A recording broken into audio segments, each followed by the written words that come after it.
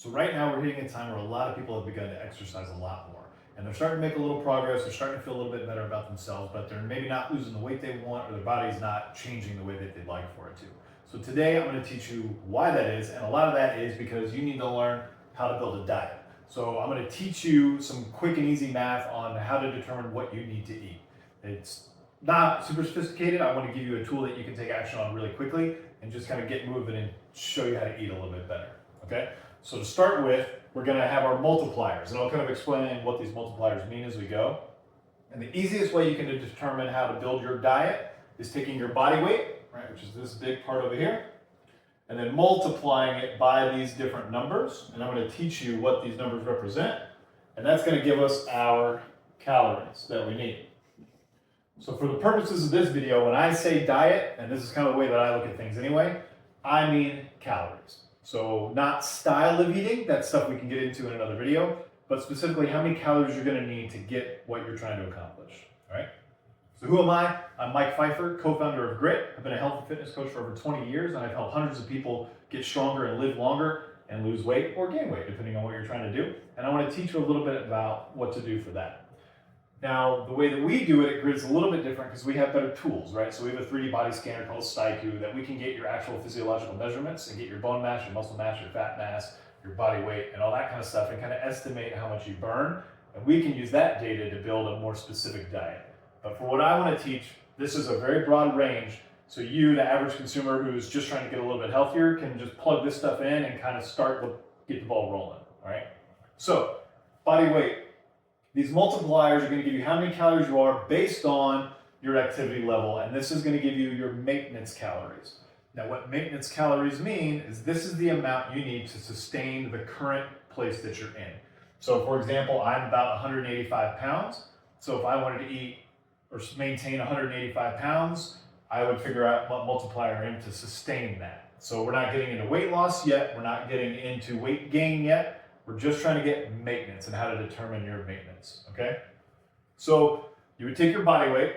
I'm not going to do 185 pounds because I don't want to do really hard math while I do this, but we're going to just keep it simple. We're going to say 100 pounds. So we got a 100-pound person, right, just for this purpose of example, times 10 if you are sedentary. Now, sedentary can mean different things to different people. I would say if you have a desk job, right, or if you don't work at all. Not if you're a stay-at-home husband or wife, because that usually requires a lot of activity. So if you have a job or a lifestyle that keeps you seated most of the day, this is going to be for you. So if you weigh 100 pounds, then you would need about 1,000 calories.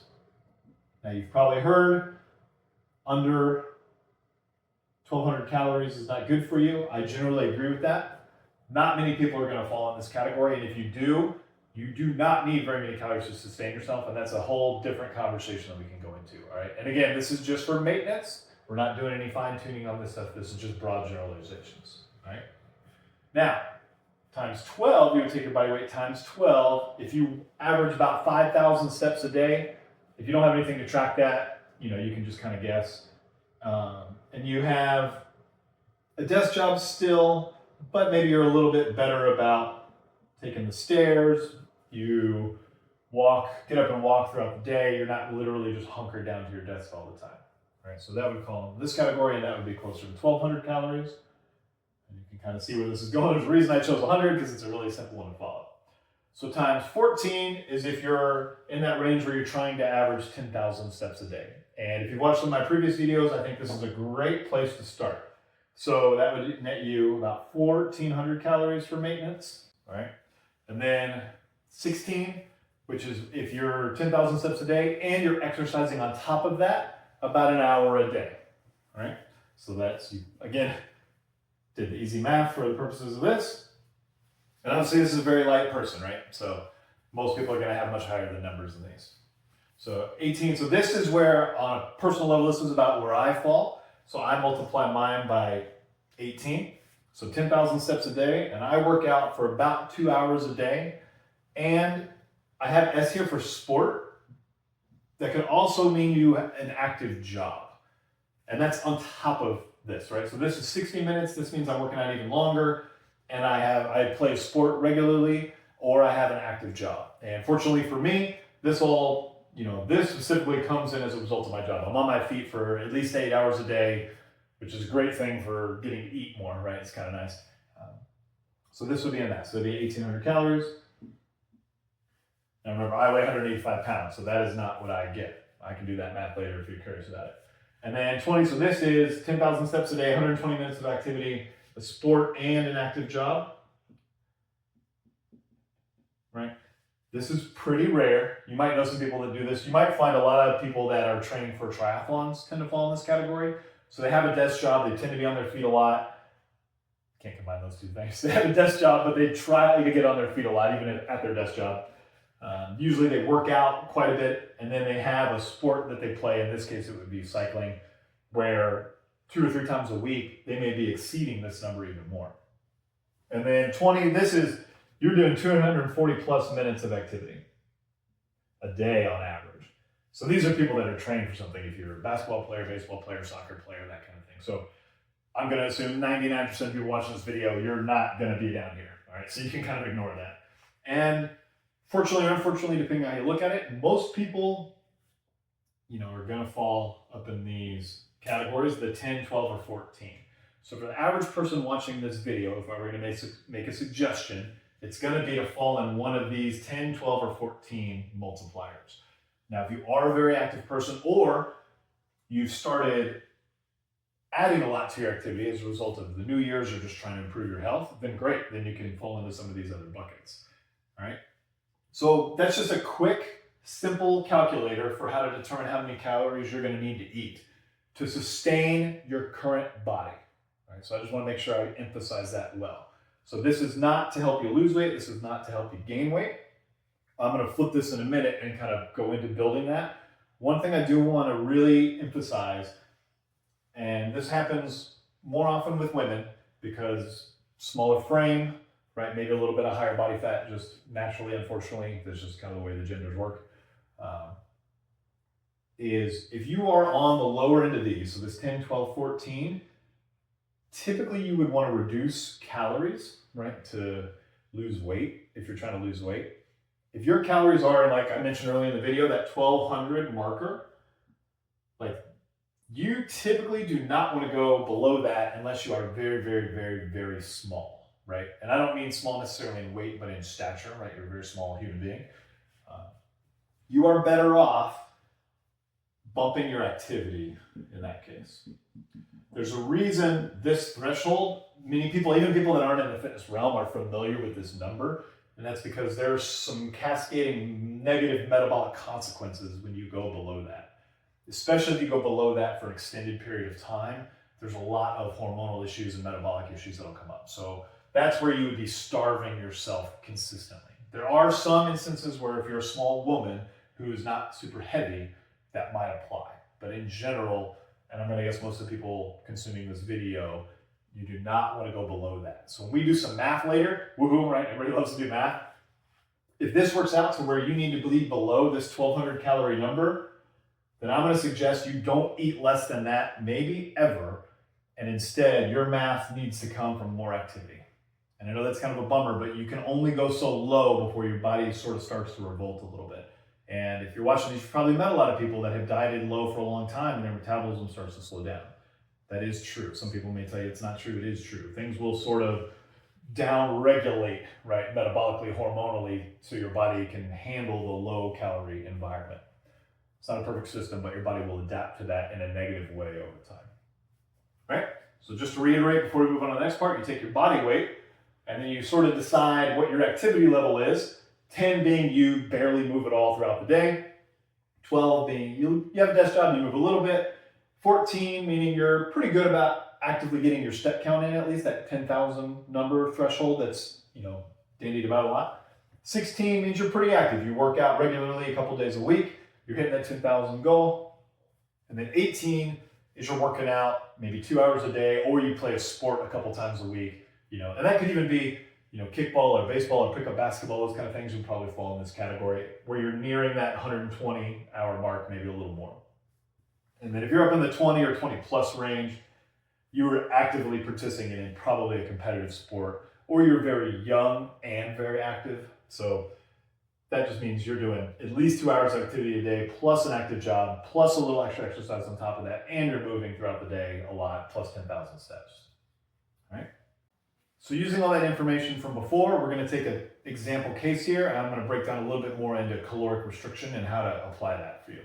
All right, it will work both ways, and this is going to be a lot more of a teaching one. So this might be a little more in depth. So if you just want the hard numbers, to go back in that last section and follow that. But I want to get a little more in detail on this section. Okay, so we're going to take Jane as an example, right? Jane Doe, and she is 170 pounds.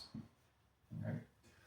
And she is starting to implement more activity, right? She's trying to get a little better, take a little health. She's gotten a little bit heavier than she'd like. So she's up in that 14 level where she's hitting 10,000 steps a day. Maybe she's working out a little bit. Maybe that's a part of that 10,000 steps. So she's definitely making it a point to be more active, but she hasn't really gotten in the habit of working out an hour plus every day to go to that next level of 16. Okay? So 170, and in this case times 14. And this is probably where I could pause the video and do this math, but I'm going to do it just for fun. I may edit it later. It's 4 times 0 is 0, 4 times 7, 14, 21, 28, 2, 4, 5, 6, and 0. So 0, 7, and 1. So if we were to add that up, 8, 7, 8, 9, 10, 11, 12, 13, 2,380 would be maintenance. Okay? So that would be for her to maintain 170 pounds. I really hope I did that math right, because people are going to make fun of me, but that's fine. So now we've gotten this maintenance number, and let's just, to keep things simple, we'll say 2,400, because it's close enough. We did our multiplier, and we got 2,400 calories, so that's our goal. Now, I take some of this information for granted, but I forget that a lot of people aren't super familiar with this, so I'm going to go into this a little bit. So there are, at least for simplicity's sake, 3,500 calories and a pound of fat. This is a good number for you to know.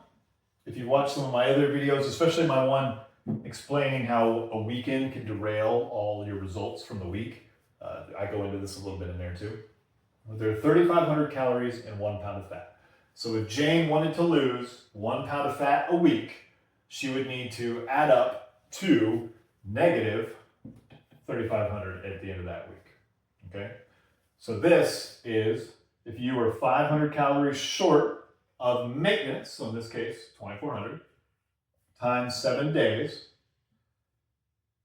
that would equal 3,500. So if you're in a 500 calorie deficit for 7 days in a row, you would lose a pound. Now, when you get on the scale, there's water weight fluctuations that go into that, but in general, on average, you'll lose about a pound a week. So this is pretty straightforward. So for her, it would be 1,900 calories a day for her to lose 1 pound a week. All right. Now, these are estimates, right? Everything that we calculate on here, even if you come see me in a professional setting and I use all my data and all my tools to give you like a very precise, specific number, you have no idea until you actually implement that and put it into practice and test your results, right? So it's all sort of a hypothesis. And unless you do it consistently over a certain period of time, you're never going to truly know if that number is right for you. So Jane Doe, in this case, if she ate 1,900 calories a day for 7 days, she came in that week and her weight did not change at all, okay, that calculation that we took a guess on wasn't quite right. We know that 1,900 calories is actually her maintenance, and then we could reapply this, okay? But for the sake of this video, we'll keep it here. So 2,400 calories a day was her maintenance. We dropped her, that negative 500. So at 1,900 calories, she would lose 1 pound a week. So if you wanted to lose 2 pounds a week, then you could increase this more, right? So you would now go, obviously that's quite a bit more. So if she were to drop to 1,400 calories a day, now it would be 2 pounds a week, right? You could do that math and realize that you just double this. If you did 1,000 times 7 days, that's going to equal 7,000 calories, right? Pretty straightforward math. There's always some wiggle room in all these measurements, but for the most part, this is going to be accurate. Now, if she wanted to lose faster than this, A, that's not necessarily a good idea. I'll explain that in a minute. B, remember what I said about 1200? We don't really want to restrict, because this is already 1,000 below her maintenance. Once you go past 1,000 below maintenance, you're going to get into some of those dangerous territories metabolically. Okay, we don't want to do that. And that's going to set you up for a lot of long-term problems trying to maintain keeping that weight off. So we don't want to do that, which is why you don't want to lose weight too fast. It leads to a lot of other problems, and you're going to lose muscle in the process, which is never good. So in this case, what you would want to do if you did want to go that route, we don't want to eat any less, but you could bump up your activity. So if you did want to lose a little bit faster, you could bump up your activity and you're less likely to suffer some of those consequences. But in her case, she was 170 pounds, what we did that math for, you don't want to go much faster than that because you will lose muscle mass in the process and you will have metabolic disorder or dysfunction that's going to develop as a result of that.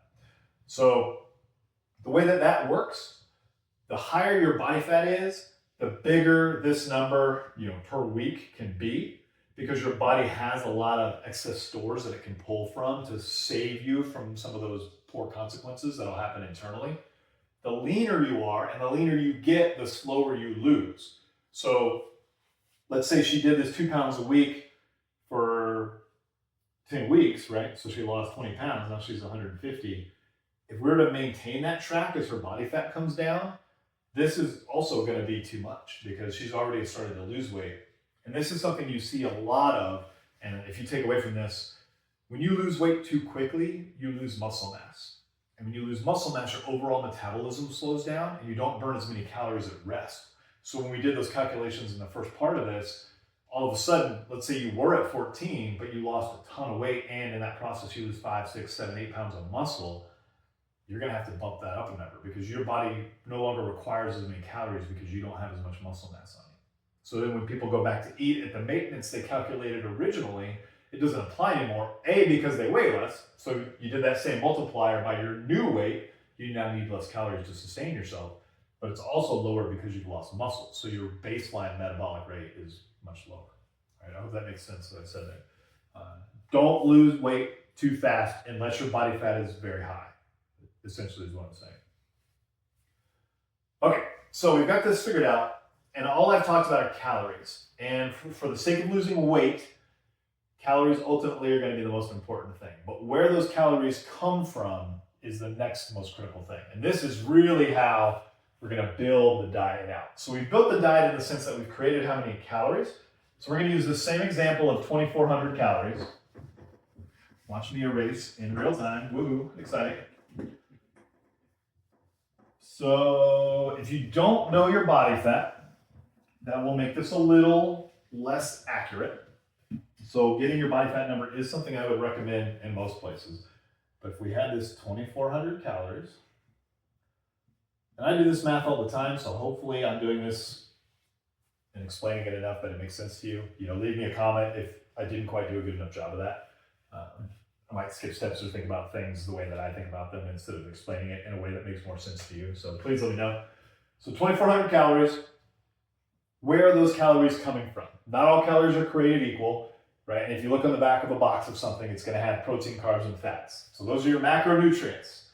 So when you see the term macronutrients, those are your protein,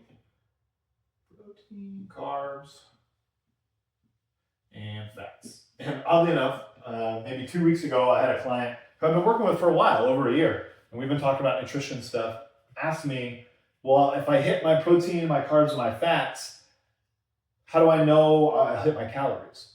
And I was like, man, I didn't explain this well enough at this point, that this seems like a very basic thing for me, but I did a poor job of explaining how the math works to him to know that that would be kind of impossible, right?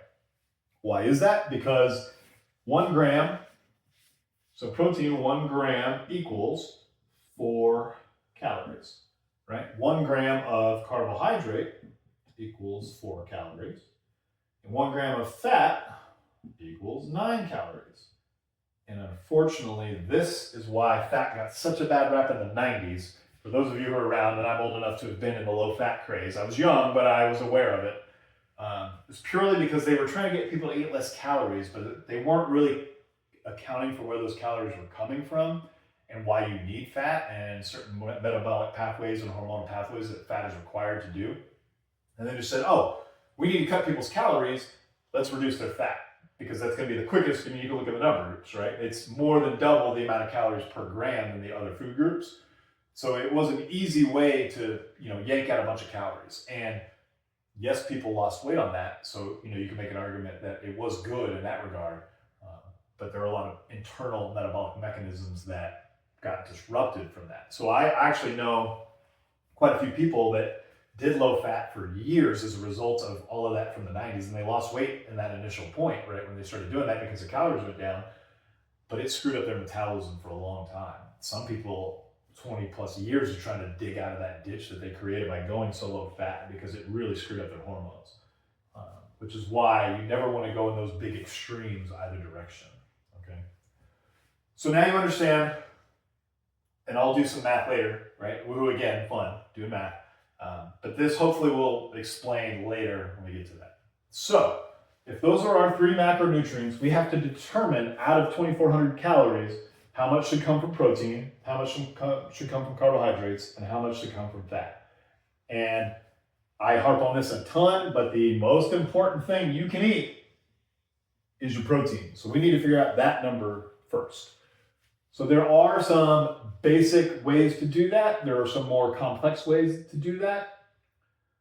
The best way that I will explain it for you to just keep this very, very simple will be your ideal body weight in grams, okay? So Jane is 170 pounds. We don't know her body fat, right, for the purposes of this, because we don't have access to those more important data tools. So let's say she wants to get down to 130 pounds. That's her ultimate goal. So to keep things simple, we're going to put her at 130 grams of protein. Now that might be a little high. There's reasons for that. However, this is going to help her be a lot more successful if we can get her averaging that amount per day, right? Now, if you take this 130 grams and you multiply it by 4, 30, 260, 390, 520, right? Is that right? 520 calories. So by the end of this, unless I really screw up my math, which is possible, these numbers here will equal 2,400 calories. Right? That's how you build your diet. And then for the sake of this, I would prefer, we're not trying to do a ketogenic diet in this. There are instances where I do think that's appropriate. We are just doing a sort of basic, good, well-rounded nutritional plan. We're not trying to do any fancy way of eating, right? We're just traditional. Now you do know, and I will harp on this in every video, my little meat, fruit, nuts, veggies, right? That's where all this food should come from. That's where your calories should come from, ideally, but regardless, for the purpose of this, we're going to split this roughly in half. This is really unexciting math. I'm going to do it on the board, but I will cut it later if it's a little ridiculous. So 2,400, we know if we remove the 520 from the 2,400 because of our protein calories, that's going to leave us with 1,880, so 1,880 calories that we have left over. And then we're going to divide this in 2 because we're going to split it evenly between carbs and fats. So 940. So that'll be divided by 4, and then this will be divided by 9. All right, and then I did screw it up when I did it long division, so I'm just going to do it on a calculator real quick and put it up here so you guys can see. All right, so after some quick calculations, we did 940 divided by 4, that equaled 235. So we're going to get 235 grams of carbs in our diet. And then 940 divided by 9 was about 104. There's a little bit of rounding required there. So 104, So 104 grams of fat. All right, and if you were to do that math, so you do 130 plus 235 times 4, and then 104 times 9, you add that together, and you would get right around 2,400 calories, right? There's always a little bit of, one or two here, a little bit off, but for the most part, you'd be at 2,400 calories. So hopefully that makes sense, sort of how you compute that. So you figure out your protein first. That is, again, the number one most important thing you need to do is figure out your protein. So we did, for the purposes of this, 1 gram per pound of desired body weight, okay, in this scenario. And then we took the remaining calories after we removed that, divided that in half. So it's a nice even split calorically. Obviously the numbers are not the same, but the calories coming from each one are the same between carbohydrates and fat. Okay? So a couple of things to take home from this. You're gonna take your body weight and multiply it by 10 all the way down to 20 based on your activity level and your daily activity and sports and how often you exercise. Again, I think most people are going to fall in that 10 to 14 range, and that's going to give you your maintenance calories to maintain your current weight. So it can look a little weird. You're going to be like, oh, that's a lot of calories, or more calories than I think it is. Like if you're a man and you're 240 pounds and you're trying to get down to like my weight, 180, you do 240 times 14, it's going to be a lot of calories, right? And it's like, yeah, but that's probably what, on average, what you're consuming a day, because that's maintaining that 240 pounds, like we talked about before. So we need to get to that number so we can start removing, remember, that minus 500 calories a day to lose 1 pound a week, right? So we get that maintenance number first, and then we subtract 500 if you're trying to lose weight, okay? I don't think it's as critical, but I just want to show you guys both sides of this equation, because some people want to gain weight, right? So I want to make sure we at least touch on that. I'm sure it's going to be a much smaller population. I have fallen into this in different stages of my life. Right now, I tend to average more maintenance. I like my weight. I like the things I'm able to do. I like the amount of muscle mass I have, blah, blah, blah, blah, blah. But there have been seasons of my life, I've been as heavy as 220 pounds. Most of it muscle, definitely not all of it muscle. I definitely was carrying more body fat than I liked at the time. That was a long time ago. So let's take that same example, that 2,400 calories of a 170 pound person. And this isn't going to change male or female, right? There are some instances where these numbers might be a little different, but for the purpose of this, we're not going to worry about it. So 170 pounds. My maintenance that we determined was 2,400 calories. We're 170 pounds and we want to gain muscle.